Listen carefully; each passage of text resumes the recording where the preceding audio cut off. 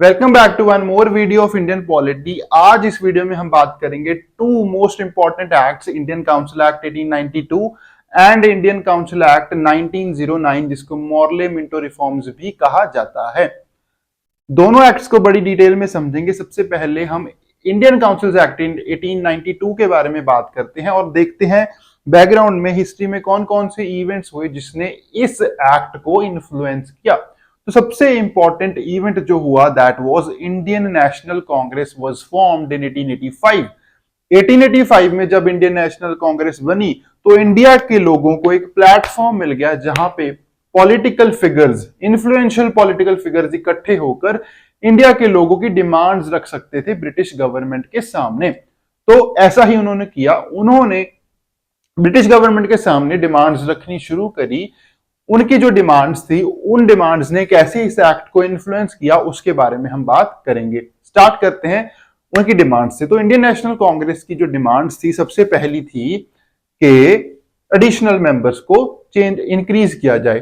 तो Indian council act 1861 में हमने देखा था कि जो एडिशनल मेंबर्स थे वो इंट्रोड्यूस करे गए थे, जिसमें नॉन ऑफिशियल मेंबर में एक ऐसा प्रोविजन बनाया गया था कि इंडियन लोगों को नॉमिनेट किया जाए, एडमिनिस्ट्रेशन का पार्ट बनाया जाए। ओके, तो अब उन्होंने ये डिमांड रखी कि जो एडिशनल मेंबर्स हैं उनकी जो क्वांटिटी है, उनका जो नंबर है उसको इंक्रीज किया जाए, क्योंकि इंडिया की इतनी बड़ी पॉपुलेशन को सिर्फ 12 member, maximum 12 member additional members में रखे जा सकते थे, वो रिप्रेजेंट कर रहे थे। उनमें इंडियंस तो उनमें जो नॉमिनेट होकर आ रहे थे वो और भी कम थे, सिर्फ 2 और 3 लोग थे लास्ट एक्ट में हमने देखा था जो इंडियंस थे। तो इसीलिए उन्होंने कहा कि इस नंबर को बढ़ाया जाए। सेकंड डिमांड थी कि जो एडिशनल मेंबर्स हैं, why they are being nominated by the viceroy, why they are being nominated by viceroy. वो इंडियन नेशनल कांग्रेस ने कहा कि ये जो मेंबर्स हैं ये इलेक्ट होकर आने चाहिए, ना कि नॉमिनेट होकर by viceroy. Okay, third demand थी कि एडिशनल मेंबर्स की जो पावर है उसको बढ़ाया जाए। एडिशनल मेंबर्स को फाइनेंशियल मैटर में डिस्कशन करने का मौका मिलना चाहिए, राइट मिलना चाहिए। ओके, तो ये थी जो डिमांड्स थी इंडियन नेशनल कांग्रेस की। कुछ और डिमांड्स भी उन्होंने रखी, जिसमें ये था कि जो मिलिट्री पर इतना एक्सपेंडिचर है उसको कम किया जाए। और चार्टर एक्ट 1853 में हमने देखा था कि जो कोविनेंटेड और नॉन कोविनेंटेड दोनों सर्विसेज में इंडियन को पार्ट बनाया गया, बट वो एग्जाम कहां होता था? वो होता था ब्रिटेन में, लंदन में, इंग्लैंड में वो एग्जाम होता था। तो इंडियन नेशनल कांग्रेस ने कहा कि वो जो एग्जाम है वो इंडिया में भी स्टार्ट किया जाए। ठीक है, ये डिमांड्स इंडियन नेशनल कांग्रेस ने स्पेशली रखी। अब हम देखेंगे इंडियन काउंसिल एक्ट 1892 को। सबसे पहले कंट्रोल की बात करते हैं। तो कंट्रोल में secretary of state and 15 member council, इसमें कोई भी चेंज नहीं था। अभी भी जो कंट्रोल था गवर्नमेंट का, ब्रिटिश गवर्नमेंट इन इंडिया का, वो किसके हाथ में था? Secretary of state with 15 member council. उसके बाद एडमिनिस्ट्रेशन में क्या चेंज लाया गया? एडमिनिस्ट्रेशन में भी कोई चेंज नहीं लाया गया। अभी भी viceroy plus 6 member council viceroy के पास थी जो एग्जीक्यूशन का काम कर रहे थे। और ये जो 6 मेंबर काउंसिल है इसके पास अपने अलग अलग पोर्टफोलियो थे, क्योंकि लास्ट एक्ट में पोर्टफोलियो सिस्टम इंट्रोड्यूस कर दिया गया था। उसके बाद सेंट्रल लेजिस्लेचर और प्रोविंशियल लेजिस्लेचर में मेजर चेंजेस लाए गए। सेंट्रल लेजिस्लेचर में क्या चेंज लाया गया? As demanded by the Indian National Congress, सबसे पहले तो एडिशनल मेंबर्स की क्वांटिटी, नंबर इंक्रीज किया गया। देखो, अब कौन कौन है पार्ट सेंट्रल लेजिस्लेचर का? वाइसरॉय एंड काउंसिल तो है ही। काउंसिल में ये दोनों को मिला के हमारे पास 7 मेंबर्स थे। ओके, अब एडिशनल मेंबर्स में 10 to 16 कर दिए गए। ओके, इसको बढ़ाकर कितना कर दिया गया? 10 to 16 कर दिया गया। इसमें भी ऑफिशियल और नॉन ऑफिशियल, ऑफिशियल थे 6 मेंबर्स, और ये 6 मेंबर जो थे ये नॉमिनेटेड थे वाइसरॉय के। अभी भी ये नॉमिनेट किए जा रहे थे बाय द वाइसरॉय। और ये लोग कौन थे? ये थे high officials of military and civil service. उसके बाद नॉन ऑफिशियल में 10 मेंबर्स की जगह दी गई, और 10 मेंबर्स में भी 5 are still nominated by the viceroy. और ये लोग कौन थे? ये लोग वो थे जो हाई एलाइट्स थे, जो ब्रिटिश लॉयलिस्ट लोग थे, उनको नॉमिनेट किया जा रहा था। उसके बाद 4 members were being nominated by from the provincial council. कहां से? Provincial council. प्रोविंशियल काउंसिल में बंगाल, बॉम्बे, मद्रास और नॉर्थ वेस्ट प्रोविंस जो थी, यहां से 4 मेंबर्स आ रहे थे। हमने लास्ट में देखा था, लास्ट एक्ट में, कि जो प्रोविंशियल काउंसिल थी, प्रोविंशियल काउंसिल रिस्टोर कर दी गई थी और जो न्यू प्रोविंसेस थी उनको लेजिस्लेटिव पावर दे दी गई थी। ठीक है, वही प्रोविंसेस से अब क्या हो रहा है, नॉमिनेट होकर आ रहे हैं 4 मेंबर्स इन सेंट्रल लेजिस्लेचर। देखो, अब इसमें सिर्फ 4 प्रोविंसेस हैं, पंजाब नहीं है इसमें, बट हमने लास्ट में देखा था कि पंजाब प्रोविंस भी बन गई थी और उसको भी लेजिस्लेटिव पावर दे दी गई थी। बट वो किस ईयर में दी गई थी? वो दी गई थी 1897 में। ठीक है, और ये एक्ट है 1892 का। तो पंजाब की जो काउंसिल है वो अभी नहीं बनेगी, वो कब बनी थी? 1897 में बनी थी। तो इसलिए सिर्फ 4 मेंबर आ रहे हैं, कहां से? प्रोविंसेस से, और वो नॉमिनेट होकर आ रहे हैं, इलेक्ट होकर नहीं आ रहे, ये भी हमें याद रखना है। उसके बाद एक मेंबर कहां से आ रहा था? Nominated from Calcutta commerce chamber. Okay, तो ये था नॉन ऑफिशियल की कॉन्स्टिट्यूएंट के ये कहां कहां से लोग ये आ रहे थे। इसमें एक पॉइंट जो नोट करने वाला है वो ये है कि जो ऑफिशियल को और वाइसरॉय एंड काउंसिल को मिलाकर जो नंबर बनेगा, ये हमेशा ज्यादा होगा किससे? नॉन ऑफिशियल से। दोबारा, viceroy, council and official members must be more than the non official members. ठीक है, ये एक प्रोविजन था जिसको फॉलो करना इंपॉर्टेंट था। उसके बाद हम देखेंगे और क्या क्या हुआ। सबसे पहले फाइनेंशियल डिस्कशंस को अलाउ कर दिया गया, क्योंकि इंडियन नेशनल कांग्रेस ने डिमांड करा था फाइनेंशियल डिस्कशंस होनी चाहिए, अब वो अलाउ कर दी गई थी। उसके बाद questions can be asked from executives. जो एग्जीक्यूटिव काउंसिल थी, अब एडिशनल मेंबर्स एग्जीक्यूटिव से क्वेश्चंस कर सकते थे। But point to note here is no counter question allowed, no supplementary question was allowed here. दोबारा क्वेश्चन नहीं कर सकते। आपने एक क्वेश्चन किया but you can not ask the counter question. Additional members को ये हदायत दी गई थी। उसके बाद प्रोविंशियल लेजिस्लेचर में हम देखते हैं क्या हुआ। सबसे पहले, क्या आपको ये सेंट्रल लेजिस्लेचर समझ आया? अगर इसमें कोई प्रॉब्लम है you can ask in comment section, but central legislature I hope it is clear to you. उसके बाद प्रोविंशियल लेजिस्लेचर में एडिशनल मेंबर्स को फिर बढ़ा दिया गया। ठीक है, एडिशनल मेंबर्स यहां भी बढ़ा दिए गए। एडिशनल मेंबर्स जो थे, मोस्ट इंपॉर्टेंट प्रोविजन, कि अब ये इलेक्ट होकर आ रहे थे कहां से? म्युनिसिपैलिटीज, डिस्ट्रिक्ट बोर्ड, ये जो लोकल बॉडीज हैं सारी, यूनिवर्सिटीज, चैम्बर्स और जमींदार में से, इन सब में से एडिशनल मेंबर्स इलेक्ट होकर आ रहे थे। बट आपको ध्यान रखना है कि इलेक्शन वर्ड अभी भी यूज नहीं किया गया था। बट यहां से ये इलेक्ट होकर आ रहे थे, ये लोग अपने यहां से एक पर्सन को सिलेक्ट करके भेजते थे। ठीक है, और एडिशनल मेंबर्स को इंक्रीज कर दिया गया था। तो ये था हमारा Indian councils act 1892। Now let's talk about Indian councils act 1909। Indian councils act 1909 को समझने से पहले हमें थोड़ा बैकग्राउंड देखना होगा कि कौन कौन से इवेंट यहाँ पर हुए। तो 2 इवेंट जो इंपॉर्टेंट थे यहाँ पे, सबसे पहला था कि बंगाल का पार्टीशन हो गया था 1905 में। उसके बाद इंडियन मुस्लिम लीग यहाँ पर फॉर्म हो चुकी थी और उन्होंने मुस्लिम्स की जो डिमांड थी वो रखनी स्टार्ट कर दी थी ब्रिटिश गवर्नमेंट के सामने। तो कौन कौन सी डिमांड उन्होंने रखी? तो सबसे पहले उनकी डिमांड थी कि उनको सेपरेट इलेक्टोरेट चाहिए था, सेपरेट इलेक्टोरेट फॉर मुस्लिम्स। उसके बाद सेकेंड डिमांड उन्होंने रखी कि जो एग्जीक्यूटिव काउंसिल है उसमें अब 2 मेंबर्स इंडियंस होने चाहिए और एक उन 2 मेंबर्स में से मुस्लिम होना चाहिए। ये डिमांड रख रही थी इंडियन मुस्लिम लीग। तो सबसे पहले ये देखते हैं कि सेपरेट इलेक्टोरेट का कॉन्सेप्ट क्या है। तो सेपरेट इलेक्टोरेट का जो कॉन्सेप्ट है उसमें क्या होता है? तो एक एरिया होता है, लेट्स अज्यूम, जिसमें मेजॉरिटी मेंबर्स हैं मुस्लिम्स और दूसरी कम्युनिटीज भी वहां पर रह रही हैं। Okay, but Muslims are making the majority.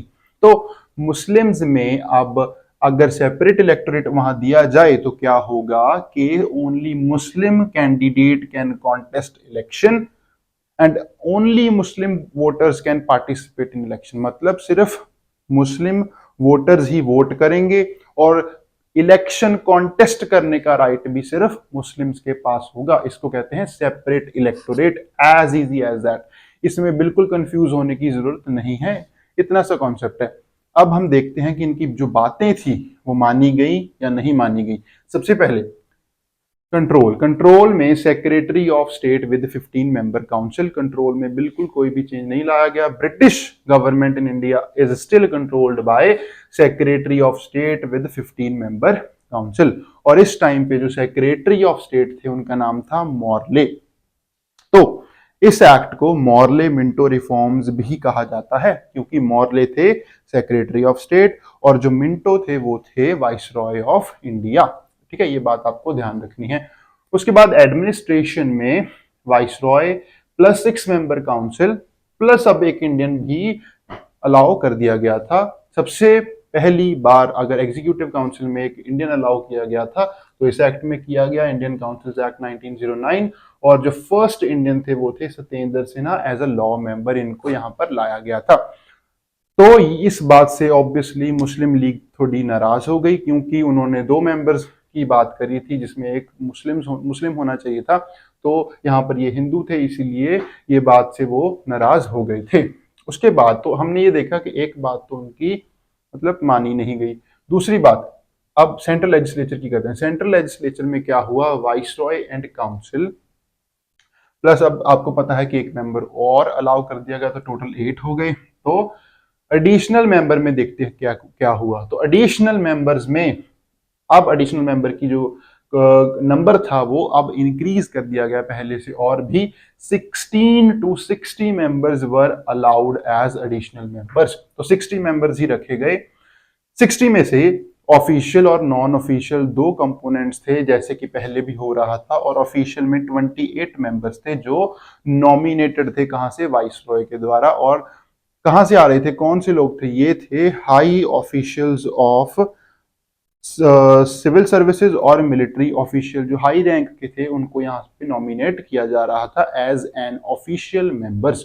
उसके बाद नॉन ऑफिशियल कितने बचे, 32 बचे। और 32 में से कैसे कैसे वो आ रहे थे इसको थोड़ा समझने की कोशिश करते हैं। तो सबसे पहले 5 members were nominated by the viceroy. वही जो एलीट लोग थे, जो लॉयलिस्ट लोग थे, उनको नॉमिनेट किया जा रहा था एज बाय वाइसरॉय। 5 मेंबर्स तो यहां पर हो गए। ओके, उसके बाद 13 मेंबर्स वर इलेक्टेड। सबसे पहले वर्ड यूज अब हुआ इलेक्टेड। तो अब ये जो लोग हैं सारे बचे हुए ये इलेक्टेड मेंबर्स हैं। डायरेक्टली हैं या इनडायरेक्टली हैं वो बात अलग है, ये इनडायरेक्टली हैं तो, बट इलेक्शन वर्ड यूज हो गया।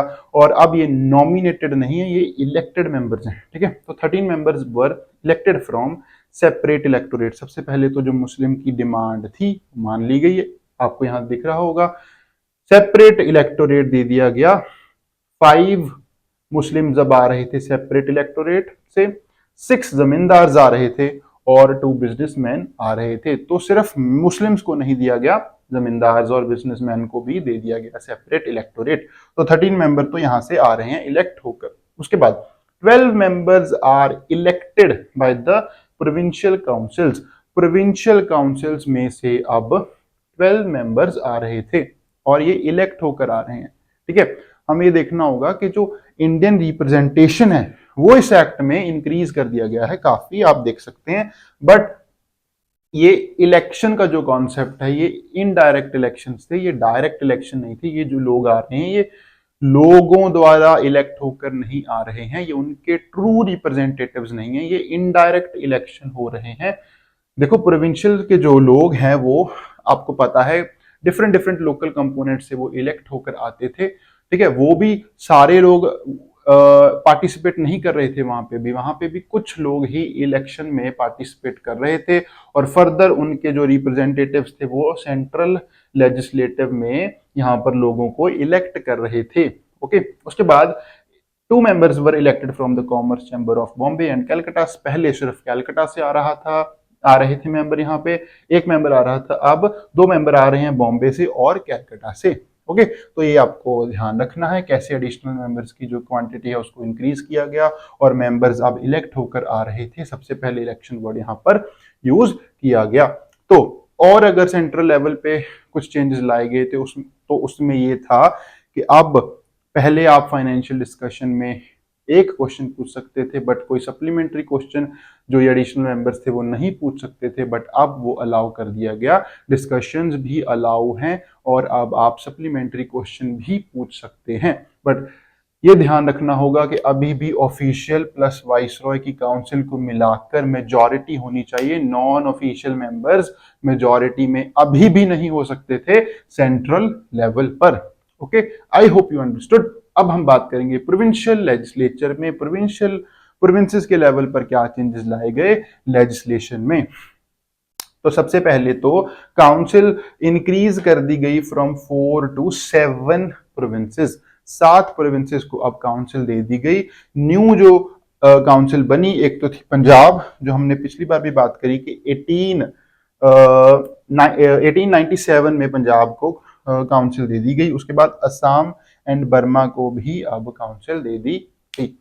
तो इनमें भी अब टोटल कितने हो गए, 7 प्रोविंसेस को काउंसिल दे दी गई। Bengal, Bombay, Madras, United Province got 15 additional members. तो इनकी जो एडिशनल मेंबर की नंबर था उसको इंक्रीज करके कितना कर दिया गया, 50 कर दिया गया। यहाँ पे 60 कर दिया गया सेंट्रल लेवल पर, प्रोविंशियल लेवल पर 50 कर दिया गया। और पंजाब, असम एंड बर्मा को कितने दे दिए गए, 30 मेंबर दे दिए गए एज एन एडिशनल मेंबर्स।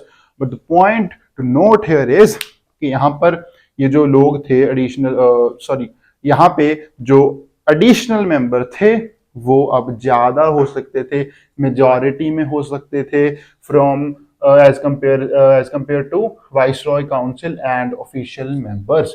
ठीक है, तो ये बात आपको ध्यान रखनी है। बट ऐसा सेंट्रल लेवल पर अलाउ नहीं था, सिर्फ प्रोविंशियल लेवल पर इसको अलाउ कर दिया गया था। तो ये था Indian councils act 1909। Very important, very important. और आपको ये भी याद रखना है कि यहाँ पे मोरले मिंटो रिफॉर्म्स भी कहा जाता है इसको। अगर इसकी इंपॉर्टेंस की बात करें तो सबसे पहले कम्युनलिज्म को लीगलाइज कर दिया गया, लीगल कर दिया गया। उसके बाद सबसे पहले इलेक्शन टर्म यूज करी गई, चाहे ये इनडायरेक्ट इलेक्शन थे बट इलेक्शन को इंट्रोड्यूस किया गया। और उसके बाद इंडियन रिप्रेजेंटेशन को इंक्रीज कर दिया गया बोथ एट सेंट्रल और provincial level. Thank you so much. This was all about this video.